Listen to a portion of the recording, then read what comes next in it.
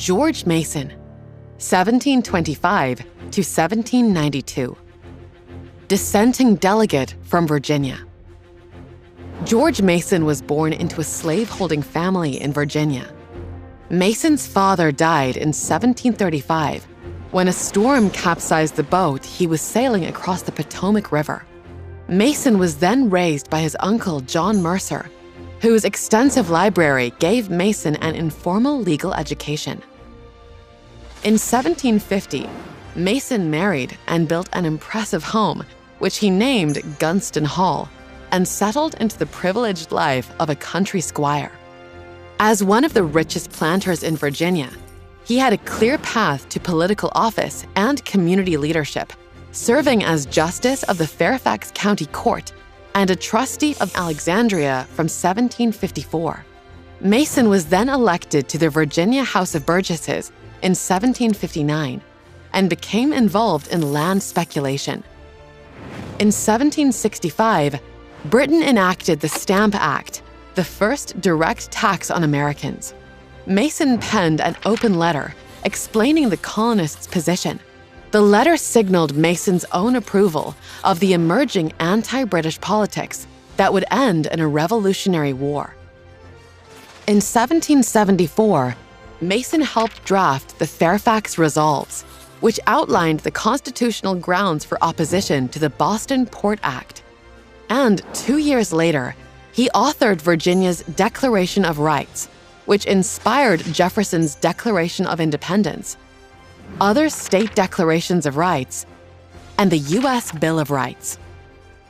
Between 1776 and 1780, Mason helped transform Virginia from colony to state, serving in the House of Delegates between 1776 and 1780.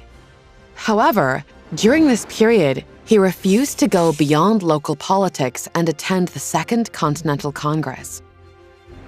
In 1787, Mason reversed course, agreeing to serve as a delegate to the Constitutional Convention, where he was a frequent and influential speaker. However, as the convention sped to a close, Mason declared that he would sooner cut off his right hand than put it to the Constitution as it now stands. At the end of the convention, Mason refused to sign the Constitution. He objected to the absence of a Bill of Rights, the structure of the House and Senate, and the potential power of the federal judiciary. Ultimately, he feared that the new government might evolve into a monarchy or an oppressive aristocracy. Although Mason was skewered in the press for his refusal to endorse the Constitution, he held firm to his beliefs. Decades after the convention, James Madison expressed admiration for Mason's adherence to his principles. The objections which led him to withhold his name from the Constitution, Madison wrote in 1827, have been explained by himself, but none who differed from him on some points will deny that he sustained throughout the proceedings of the body the high character of a powerful reasoner, a profound statesman, and a devoted Republican.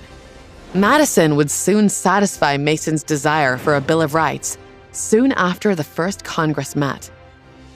Although Mason predicted that any amendments to the Constitution would be little more than milk and water propositions, he was gratified to see the final Bill of Rights. These 10 amendments were ratified in 1791, a year before George Mason died of gout at the age of 66.